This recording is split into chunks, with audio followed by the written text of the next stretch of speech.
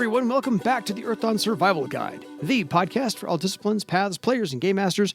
With your questers, Josh and Dan, I am Dan. I am Josh.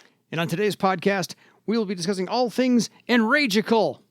We'll get to why I said that word in a minute or so. Anyway, if you have any questions for us, please drop us a line at edsgpodcast@gmail.com, and we will get back to you on a whole email palooza episode when we have enough of those banked to get back to everybody. So hopefully it's not an urgent question. If it is urgent, reach out to Josh on Discord, in the Fawcett Games Discord. You can find him there. Otherwise, opening thoughts, Josh. Welcome to 2025. Welcome to 2025, yes. Quick little bookkeeping, that's not the right word. Addendum, news, stuff. Announcement. At least for the next several weeks, we're going to be dropping back to an every other week release schedule. I think I had mentioned in an earlier episode that I got a part as an understudy in a local semi-professional theater production of Dial M for Murder. Mm-hmm. Rehearsals on that started yesterday as we are recording this. As an understudy, I don't actually need to be at every rehearsal, but I want to be at many rehearsals so that I can be there and understand what's going on and such. Helps to be prepared. Yeah. I also need to be available to fill in case one of the roles that I am understudying for, the actor playing that role, is not able to do it on a given night. I need to be available until up to an hour before curtain. Yeah.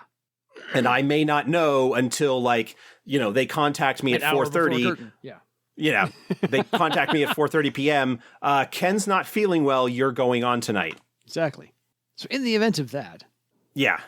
So those performances start right at the beginning of February and go through 3 or 4 weekends in February. Yeah. But yeah, I think opening night is technically that first Saturday in February, and I think it's 4 weekends. Mm-hmm. Sorry. The opening night is February 1st, closing is February 23rd. So it is 4 weekends just because February starts on the Saturday. But anyway, I need to be available sort of on short notice, and we were looking at my rehearsals in connection to our production schedule and other stuff that I've got going on here in this first early part of the year, and how we are, in some respects, starting to run out of material to cover for the show. Yeah. So we're going to go back to, we originally started with an every other week release schedule when we first started up the show back in 2019. You are correct. And so at least for the next couple of months or so, we're going to go every other week, which means that we only need to get together to record once a month, which makes things a little bit more flexible if something comes up in terms of, me not being able to make it or whatever. Yeah. So just be aware of that here for the next several weeks, at least until we get into the first quarter at least. I do want to mention as well, FreedoniaCon, our online convention, the Fawcett Games online convention, which is held in the Fawcett Games Discord, is the weekend of February 21st through 23rd. So it opens that Friday the 21st at 5 or 6 p.m. Eastern. I don't remember exactly. Yeah. And we'll have stuff going on during the day Saturday and then Sunday, and usually closes at earlier in the 5 p.m. or so Sunday evening. Yeah. In the past, Dan and I have done a live Earthdawn Survival Guide. I don't know whether we will be able to do that this year, because that is also the closing weekend of the play, Dial M for Murder. Yeah. And so while I will be available to do some stuff and we'll have a couple of things that I'm involved with Saturday morning, Saturday maybe into early afternoon, Sunday morning, that Sunday the 23rd, the final performance is a 3 p.m. matinee. So I can't commit to anything during that time, because if I commit to something and then I'm called in, that just ends up getting canceled. Dan and I will talk and we'll see if something else can be arranged in terms of scheduling, but we may not have a live show that we do there this year. Yeah. But if you are not on the Facet Games Discord and you are interested, please go and do that. There are online games that get run by people. I don't know whether I will be doing one this year. Again, scheduling commitments and stuff. Yeah. But it's a good thing, and not just Earthdawn, but 1879 and Aetherstream all get some love and attention during that time. Yeah. So that's coming up in February, so I wanted to mention that. And we are starting to plan Gen Con stuff. Because early event submission is open.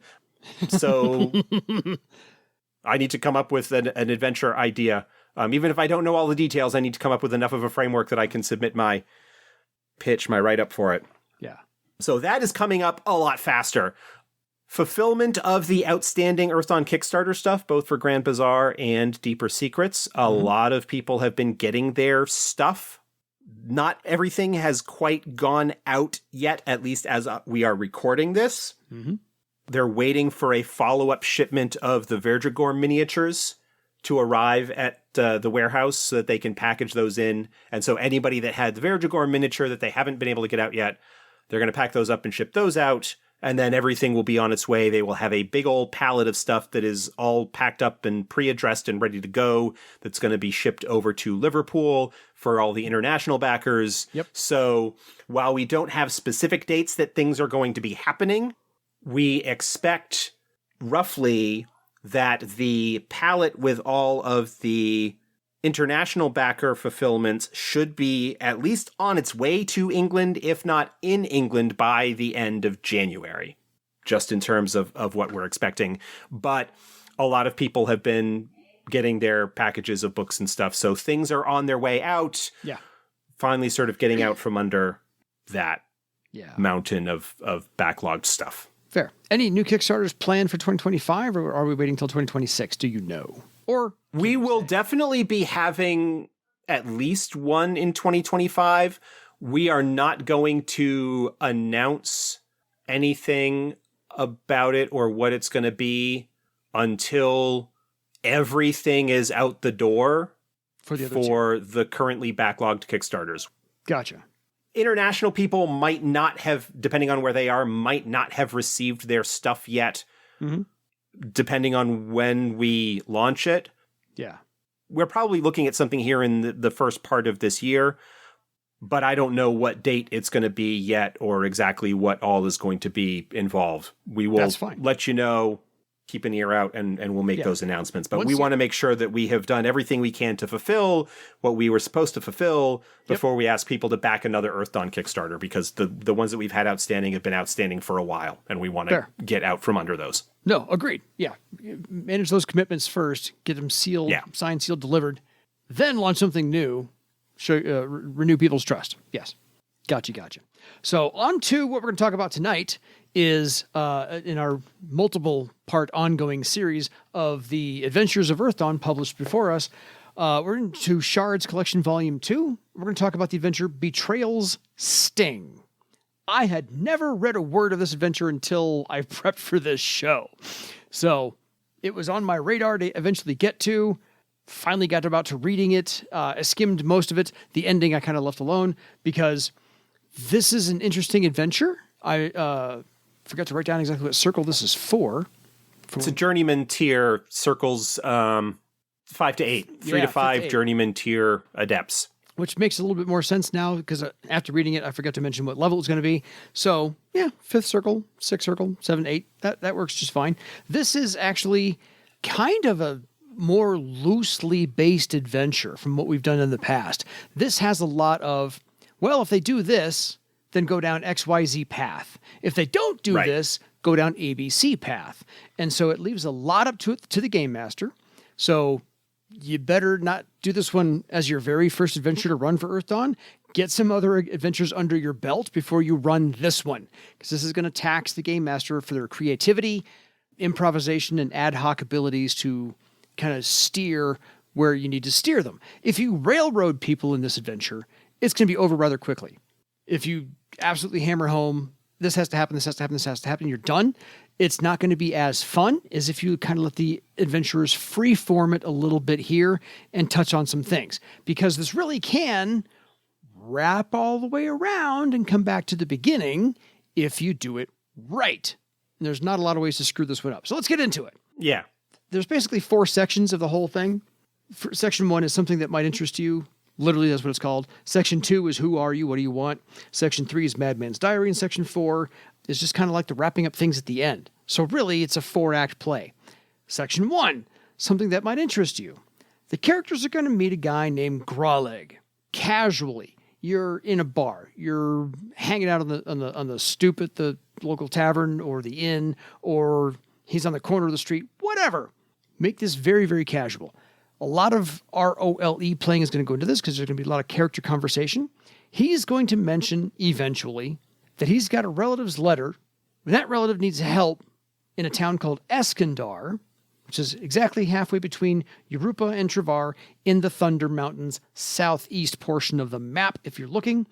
And he basically needs to bring that up right as he notices that your party is adventurers or adepts.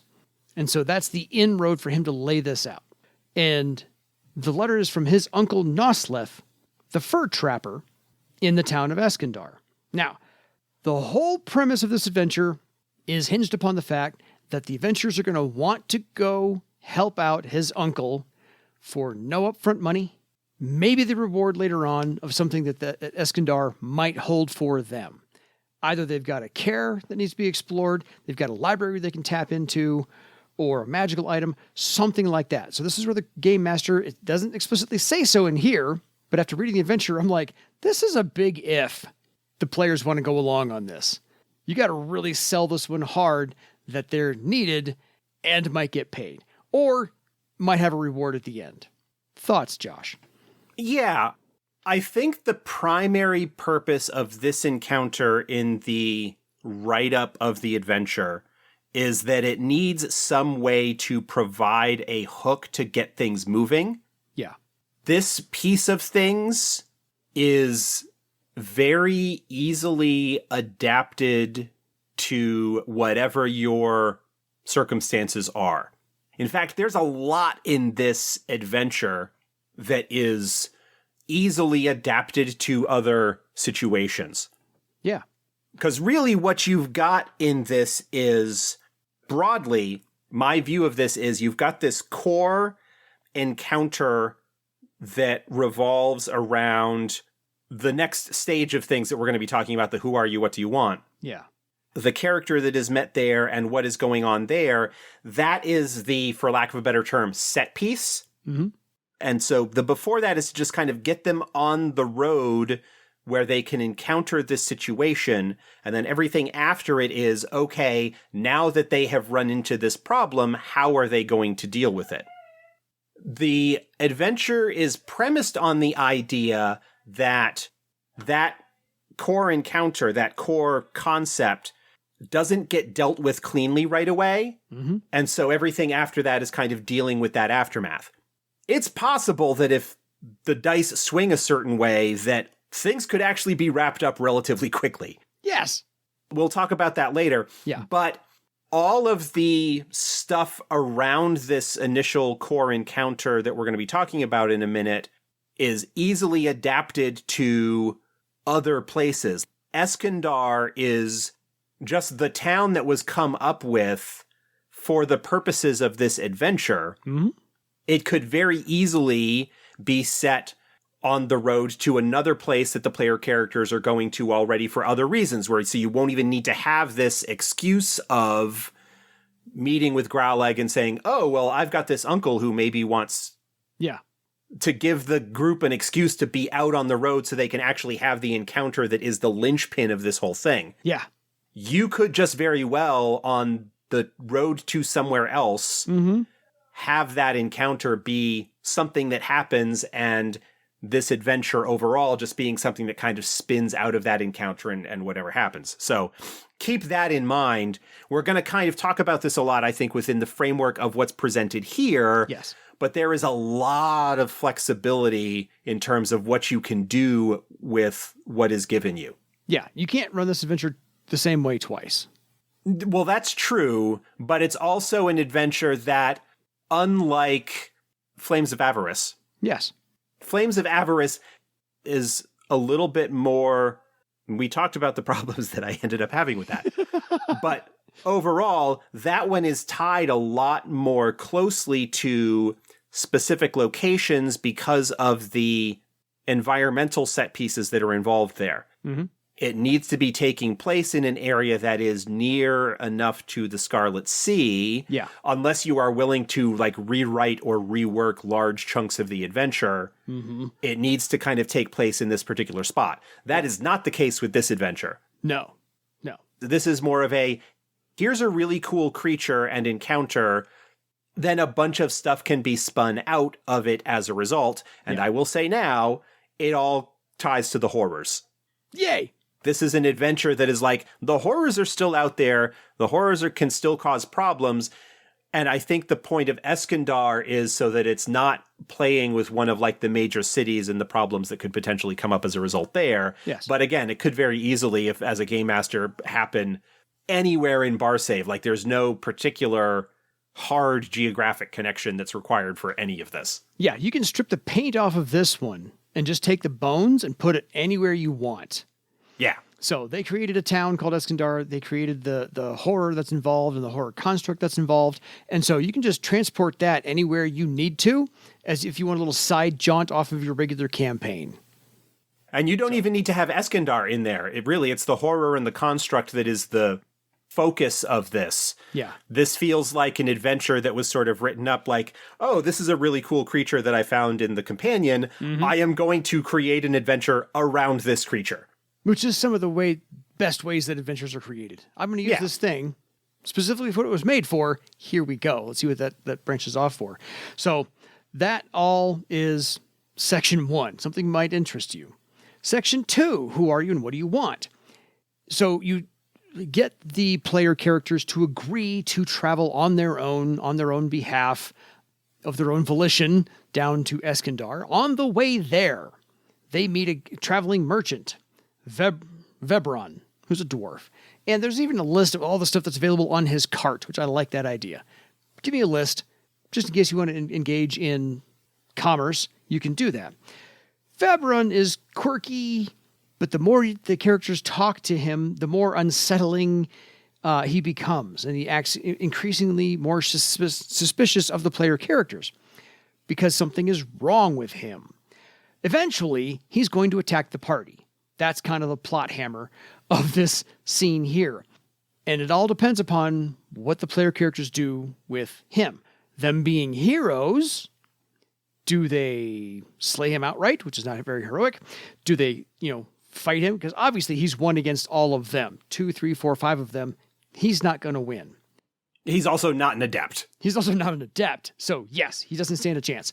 Do they subdue and incapacitate him, bring him along, question him, so forth? This is where the investigation should begin. And if they don't take the bait, that's fine. They don't have to. It will circle back around. If they take the bait, start using talents and spells and skills like awareness and physician and astral sense and all these things to see what's going on with the merchant you just came across and who decided to attack you after knowing you for like 90 seconds. Unless you have the super abrasive personality where he would do that, unjustified or justified. This should all be a mystery in here. And so if he's alive and he comes with you, so you can keep an eye on him, that's one thing. If he's dead, fine, you leave without discovering the mystery behind him. You can keep going. You should is a relative term here, find his journal and or nearby campsite to really flesh out the story and take your sweet time with it instead of railroading them to go in a certain direction or letting them leave the dangling plot thread there. If they find the journal and they find the campsite for Vebron, this foreshadows the horror later on. Thoughts, Josh, on Act 2? This is really the hook of the adventure. While the player characters are on their way, they meet this individual. It's possible that they may pick up on something being off about him. Not a very high difficulty to notice that he is pale and jittery and kind of twitchy. It's only like a perception 6 difficulty, although it does say it requires an extraordinary result. So that's something that would be like, more like a difficulty successes. 16 or 21 or something like that. Like, because you'd be looking at a 6 with multiple successes. I think until he attacks you, edition. Then after he attacks you for almost no reason, then it should be easier to figure out. And it does say that the longer you sort of are in conversation with him, the easier it is to notice that things are off. Yeah.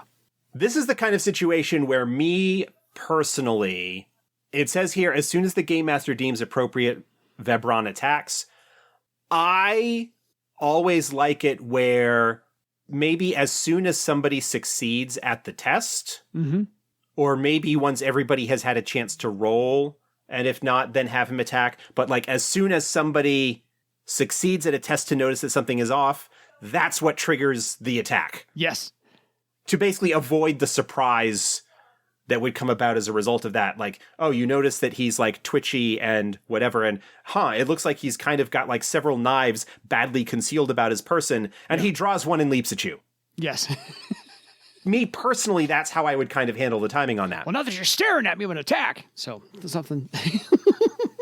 This is the hook of the adventure. It is, you meet this traveling merchant, something seems a little bit off, he attacks you unprovoked, you clearly outmatch him as you are all experienced adepts, and he's not an adept, he's just a traveling dwarf merchant.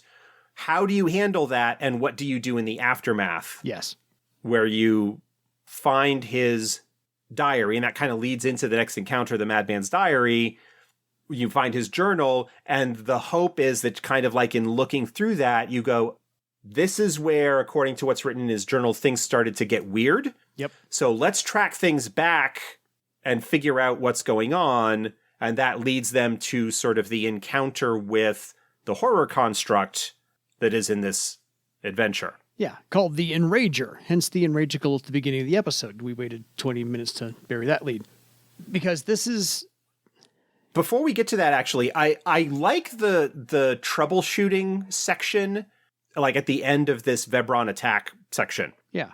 Quite often, troubleshooting sections in these adventures, and this is the case in official published ones, as well as things like these shards and whatnot, are clearly like, and I hope people don't like take this the wrong way, but this is basically how you can railroad your players to do what needs to be done to advance in this story, because if they don't, then it just ends and whatever. Yeah. The one here at the end of this has 3 or 4 different options. As you were saying earlier, like it's an if-then. If through whatever circumstances they just kind of leave him alone, they can go on to where they were going and then hear stories of this other bad thing that happened that might make them go, oh, shoot, and like be inclined to like pick the trail of the story back up. Yeah. Make it feel more organic than being railroaded.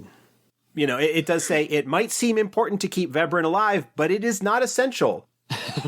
He's the hook. He serves as the early warning of the true danger that is kind of lurking in the background of this adventure. And I really like clearly the thought and consideration that went into, we've got this encounter.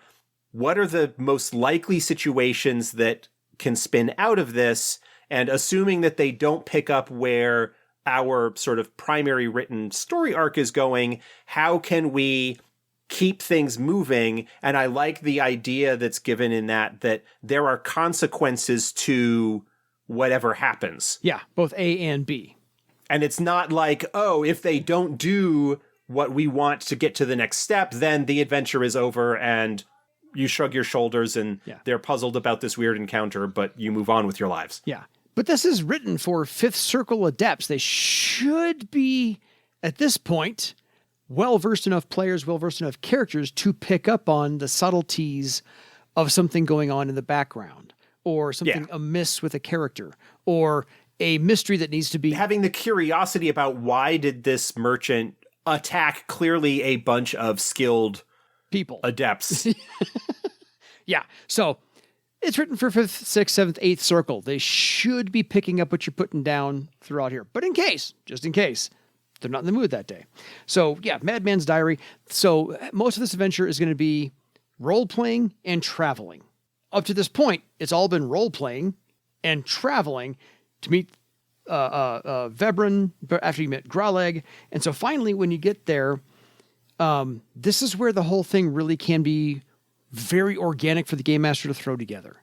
Either they read the journal and figure it out and come across the horror construct and deal with that, and then go to the town, Eskandar, to see what the uncle needed. Or if they don't find the diary, they don't read it, and they don't encounter the horror construct, and they get to the town anyway, well, what the uncle needed you for is to figure out the creature lurking in the woods, which is the horror construct. So it circles back around.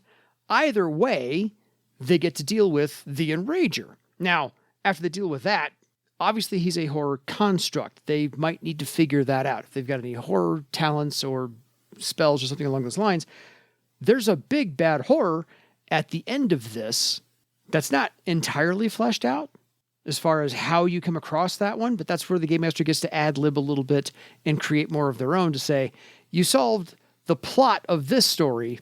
Let's go figure out where that actual horror is who created this construct, the Enrager.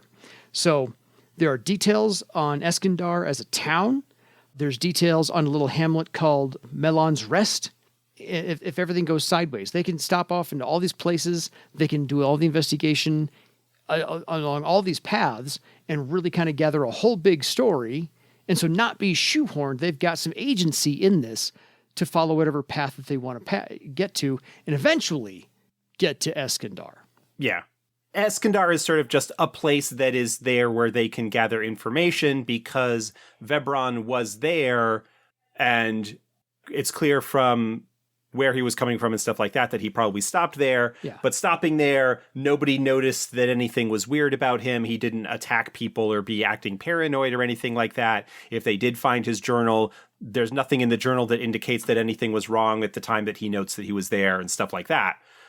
There are plenty of opportunities and different ways that they can track his path back to where he was attacked by the construct and was poisoned by it. Yeah. And that is one of the potential aftermaths. Like if the player characters track it down and fight it, there is a possibility that one of them gets poisoned and affected by it, and they will sort of need to come up with a solution of some sort and how to deal with that.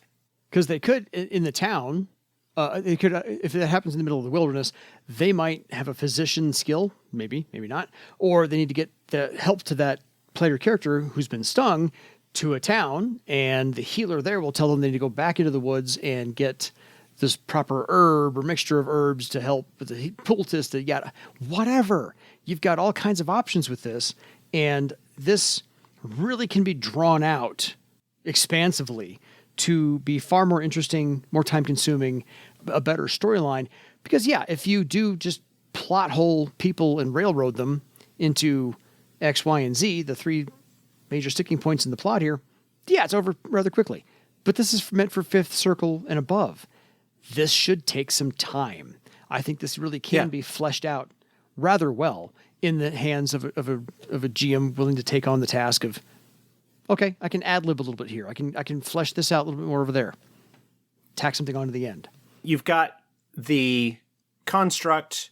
You've got the small village of Melon's Rest, the larger town of Eskandar. There are a couple of additional adventure hooks, like adventure ideas that are connected to things that are going on here broadly within this area. So this is really kind of like laying out a little bit of a sandbox type area for a little bit of a story arc or things like that. Yeah. There's a actually high circle swordmaster in here. Retired, but a ninth circle swordmaster that's the founder and leader of Melon's Rest. Yeah. There is a sanctuary to Garland in Eskandar, so a place that they might go to seek help in dealing with the poison. There is information on hey, here's an idea of what the horror that might have created this construct is that you can follow up with. Yeah. It's a bloat form called Flesh Forger, but similar to, not as badly, but similarly to Flames of Avarice, the idea is not that the adventure culminates in facing off against the bloat form. Yeah. Because the stat block that they give for the bloat form is like the equivalent of a 12th circle challenge. Again, it is supposed to be a more longer term. And I think the idea is perhaps that there may be other constructs and stuff that the group might need to deal with. Mm-hmm. And if you are planning on having the horror be a more longer term opponent, then that's something that you will potentially want to weave into later stories. Yeah. But you could just as easily say, a horror kind of came through here, made this messed up construct that caused some trouble for some people, but you've handled it now. Good work, adepts, and move on to other things. And, maybe decide later on, I think maybe I'll bring this back around with another kind of strange construct and have it like a thematic thing that shows up every so often. And the group realizes that maybe they need to deal with it. Yeah, I love the fact that this adventure had adventure hooks in it. I think that was the first time I've ever encountered that, and I thought it was awesome. That, you're playing this one. By the way, here's one or two ways to take this. It's not uncommon for an adventure to have, like, as part of the conclusion / aftermath information, hey, here's what might happen next. Yeah. But this is one that has 3 different adventure hooks that are just, here's other stuff that's going on in this area. Mm-hmm. And I think contrasting this in a way to Flames of Avarice is an interesting comparison. Yeah. Because, as I had mentioned in that episode, Flames of Avarice felt to me like, here's the stuff that I kind of came up with for my campaign, and I'm going to get into a book to make it official, even though all of that other stuff is not really relevant and feels all really weird and totally out of scale of things.